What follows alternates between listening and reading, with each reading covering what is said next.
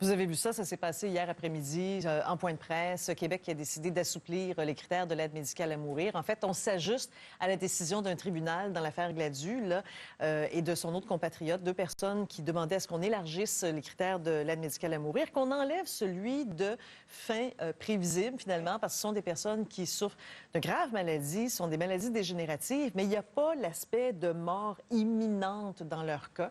Alors voilà, c'est fait.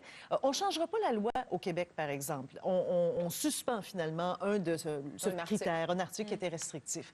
Ce qui surprend, parce qu'au début, on se dit, ah bon, très bien, on est rendu là. Mais là, ce qu'on apprend, c'est que on permet aussi autre chose qu'on n'avait pas vu venir, c'est-à-dire que les patients qui sont atteints de certains types de maladies mentales, mais qui sont des maladies très graves aussi, quand on a du mal à les contrôler. On s'entend, il y a des gens, on arrive très, très bien à contrôler leur maladie. Mais là, on parle ici de gens, par exemple, qui souffriraient de cas très graves de schizophrénie ou de bipolarité.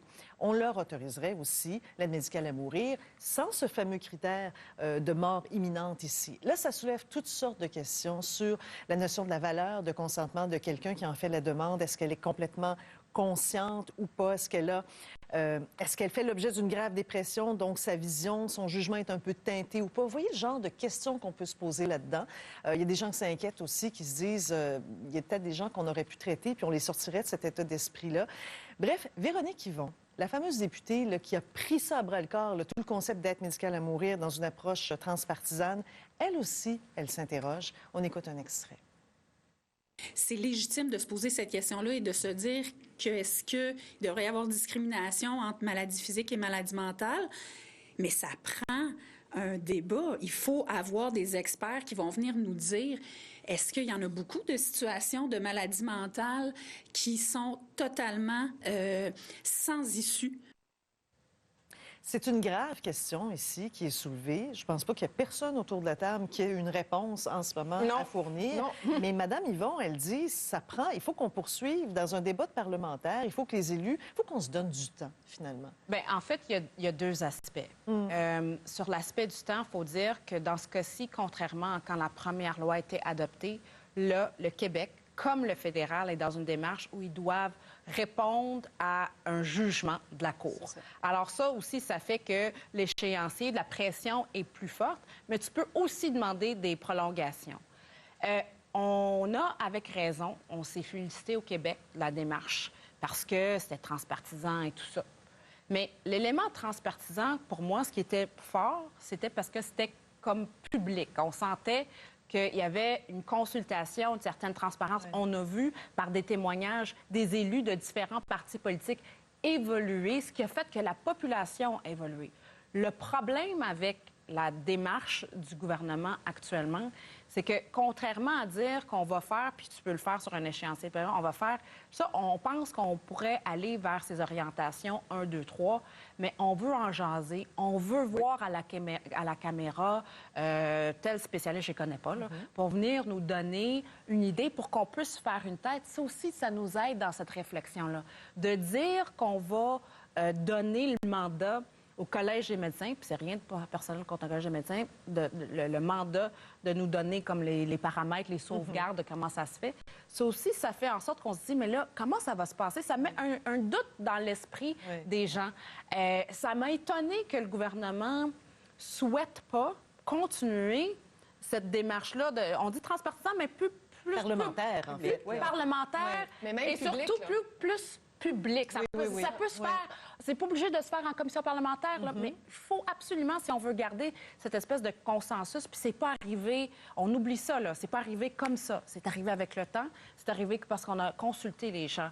D'enlever cet aspect-là, ça, je le comprends pas. Et surtout, j'aurais voulu, si je me mets à la place de Mme McCann, M. Lebel, je ne sais pas si on a essayé, ou Mme Lebel, c'est d'avoir Mme Yvon à côté de moi dans ce que je présente parce qu'elle incarne tellement bien le dossier au Québec. Là. Continuer la démarche à partisan. Puis tu as raison, Yolande, parce que vous avez vu à quel point il y a de l'appétit aussi pour jaser de cette situation. Le gouvernement fédéral avait lancé une consultation, je pense 150 000 personnes qui ont voulu parler de témoignages puis de questionnements, de commentaires par rapport à ce genre de dossier.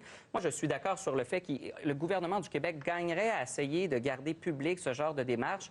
Est-ce que la population, Julie, est rendue là? c'était déjà sensible dans le temps, lorsqu'on a parti le débat comme parlementaire à Québec, de discuter d'aide médicale à mourir. Là, lorsqu'on rajoute cette donnée de personnes souffrant de troubles de santé mentale, est-ce que la population suit les législateurs et les parlementaires dans cette démarche ou est-ce qu'elle est complètement dans une autre dynamique? Alors, cette volonté de vouloir garder aussi la société avec nous dans le débat et de parcourir encore ce chemin ensemble pour garder le Québec comme étant un leader, hein, parce que ça aussi, c'est une fierté pour nous, cette loi d'aide médicale à mourir. On a été un des précurseurs en Amérique du Nord. Ça a fait une de nos fiertés. C'est une des rares démarches à partisanes qui a réussi à distinguer la province sur certains enjeux de société. Il me semble qu'on gagnerait à la conserver. Bien, il est certain qu'on se souvient, la ministre McCann avait mandaté un comité d'experts, puis on avait demandé à ce moment-là que le rapport soit rendu public pour que, justement, on puisse avoir une réflexion. Parce que quand on regarde la liste, là, moi, je peux vous dire que, en tout cas, je suis assez ouverte d'esprit, là, mais ça fait un peu peur, là. Jusqu'où on va, comment on y va, parce que là, on avait... Tant que c'était une mort prévisible, je pense que tout le monde vivait relativement bien. On se sentait à l'aise avec ça. En fait, c'était l'idée abrégée des souffrances. Exactement. De quelqu'un qui, de toute façon, est sur le point de mourir. Exactement. Donc, on était juste comme, on va pas s'acharner. On était là-dedans. Puis on voulait faire les soins palliatifs aussi. Oui, tout à fait. Il ne faut pas oublier, parce que ça aussi, ça vient. Et d'ailleurs, M. Trudeau y est revenu sur les soins palliatifs. Parce que ça aussi, ça fait partie. Exactement. En disant, moi, c'est une des choses qui me préoccupe, Justin Trudeau, et qui doit lui aussi faire face, donc, et son gouvernement doit faire face au même jugement. Là, quand on regarde la liste, là, je trouve que tu peux mettre de la pression sur quelqu'un parce qu'on dit... Vous dites la liste, éclairez les gens un peu. Oui, bien, il y a une liste de conditions. Et dans ces conditions-là, vous en avez énuméré 2 qui, quant à moi, sont préoccupantes. Et c'est les cas de schizophrénie et de bipolarité. Parce que pour moi, c'est des gens qui sont très fragiles.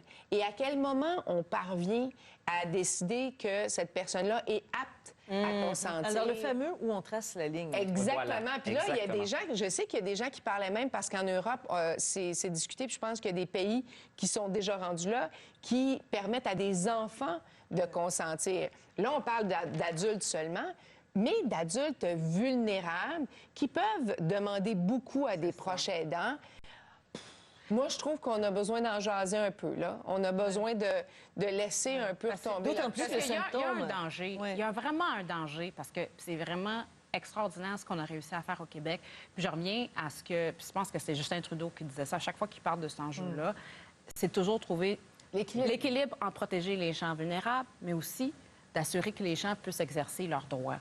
Puis c'est facile à dire, mais plus compliqué à faire. Mais rappelez-vous qu'au tout début de ce débat-là, plusieurs disaient hey, on ouvre la porte à ça, on s'en va vers là. Ça va commencer avec les personnes en fin de vie. Après, ça va être, bon, là, on va santé mentale. Après ça, ça va être les enfants. Puis après ça, ça va être un bar ouvert. Le danger de casser ce consensus-là, justement, c'est pour ça que je suis convaincue que c'est peut-être pas...